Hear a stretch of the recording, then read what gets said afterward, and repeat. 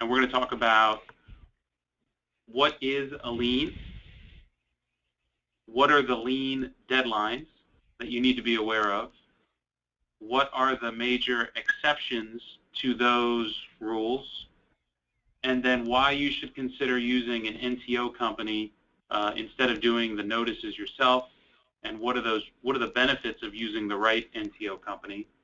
So let's get started. So what is a lien? The first thing you have to understand is what it is. It's a right that you have in the construction industry to encumber real property for an amount equal to the value of the work and materials you provide that you haven't been paid for, which means that if you properly record a lien, someone who owns a piece of property will not be able to sell the property or refinance the property without resolving the issues with respect to your lien, which could include transferring that lien to some bond or type of security. In order to have lien rights, you need to have the right via a contract to have performed work on that property. The contract does not have to be written. It can be oral, and you need to fall within the chain of contracts that the lien law provides, which effectively means that the bottom rung are subcontractors and material suppliers to subcontractors. Anything lower than that, you will not have lien rights. And you can't lien for materials that you have not delivered or installed. So if you have material in your warehouse that was ordered, but it hasn't been delivered and you're not able to deliver it or install it, you will not be able to assert a lien for that material. The other big item that we get questions on are delay damages. If you have been on a job longer than you should have and you believe that you're entitled to additional money, even if you're entitled to that additional money based on your contract, you're not allowed to include those amounts in your lien. You can still file a lawsuit for it, but it can't be in your lien.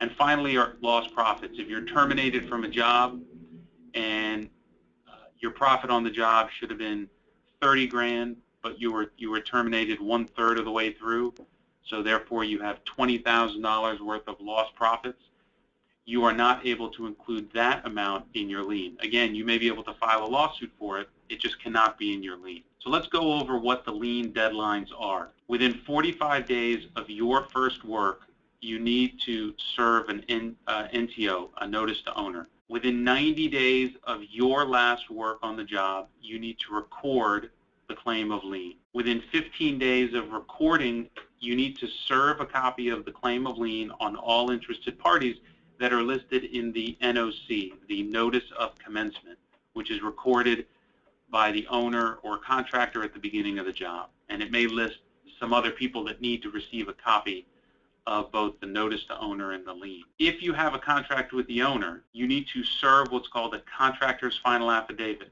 at least 5 days before you file a lawsuit to foreclose on the lien. So that may be close to 300 days after you record the lien, and typically we recommend that you do it at the time that you record the lien and send it out to the owner. You would prepare and serve the contractor's final affidavit. Again, those are only for people that have a direct contract with the owner. Within 1 year of the recording date of the claim of lien, you need to file a lawsuit to foreclose.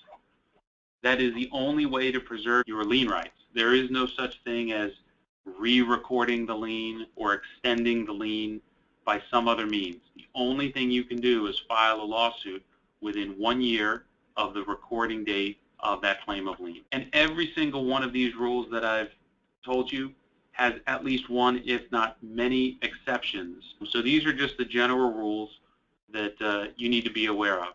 The key being 45 days from your first work, you need to serve the notice to owner, and 90 days from your last work, you have to record the claim of lien.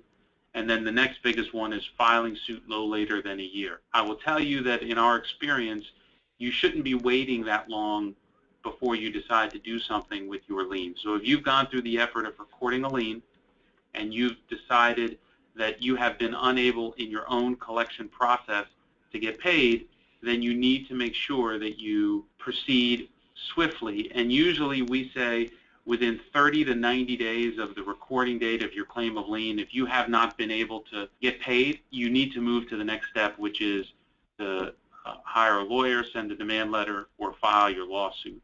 Waiting, unless you have a specific reason to wait, waiting typically by itself is not going to get you paid. So let's talk about the major exceptions that we run into a lot. If you have a direct contract with the owner, there's no need to send a notice to owner. So if you're a plumber and you have a direct contract with the owner, you don't need to send a notice to owner. But you should, and the reason you should is that especially for residential construction, we find that owners who receive notices take you more seriously because they receive this document in the mail that indicates to them that if they don't pay you, you can sell their house. Also, if the project is funded via a lender, by sending a notice to owner to the lender now is more aware of your existence and will ensure that they get releases from you every time they fund the construction. If you are a subcontractor or a material supplier to a subcontractor, you need to make sure that a copy of the notice to owner gets not only to the owner, but also to the contractor. Meaning, if you're a subcontractor and you do your own notice to owners and you send it just to the owner, you do not have lien rights because you need to send that notice to owner to the contractor as well. And the reason is that if a subcontractor or material supplier to a subcontractor doesn't send the notice to owner to the contractor has no way to know that you're on the job. The only way they know that you're on the job is by getting your notice to owner. And because of that, you only have lien rights if a copy is sent to them. Next, within 45 days from your first work, you need to send that notice to owner. But understand that that 45 days is the date, the 45th day, I should say, is the date that the owner has to receive the document. Meaning if on the 44th day you put it in the mail, you're late. So if you use a notice company like Sunray, what they do is there's a rule in the lien law that says that so long as they send it by the 40th day, 40th day, and they maintain proof that it was hand-delivered to the post office, and they do that with what's called a manifest or a mail log that they get stamped by the post office. If they do that, then whether or not the owner actually receives the notice to owner or not, as long as it was mailed with a manifest by the 40th day, it is presumed to be delivered. So you get the benefit of having it presumed delivered whether it gets to them or not. But again, even if you use Sunray, they need to get it out by the 40th day, means you can't wait until the 39th day to get it to them. So planning ahead is very important. 90 days is not 3 months. I told you that you need to record your lien within 90 days of recording. You need to record your claim of lien within 90 days of your last work. 90 days is not 3 months.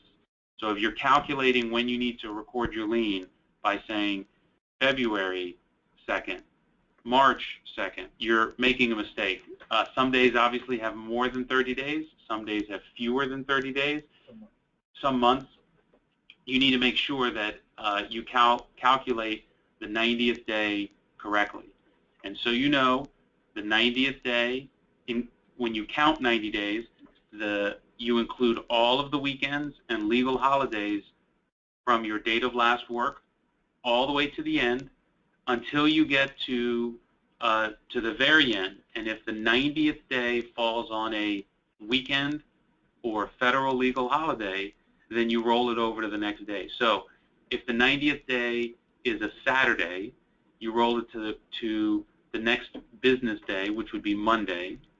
But if that Monday is a federal legal holiday, then you roll it to a Tuesday. Aside from that, you're counting every weekend and holiday in between. Warranty work and punch list work is not last work. So if you go back and touch something up, repaint something, patch a hole, that by itself is not your last work. Your last work is the work that actually entitles you to be paid. So it has to be something meaningful under your contract. Also, passing an inspection is not last work. So if you do all the work and then 2 weeks later you get back on the job site to pass the inspection, your 90 days starts running not from the day you passed the inspection, but from the day you actually did the last work. I told you that you need to send the notice to owner no later than 45 days, or it has to be received no later than 45 days. But the better way to approach it is once you sign the contract for the work, then you can send your notice to owner. So there's nothing that stops you from sending a notice to owner early. You just can't send it late.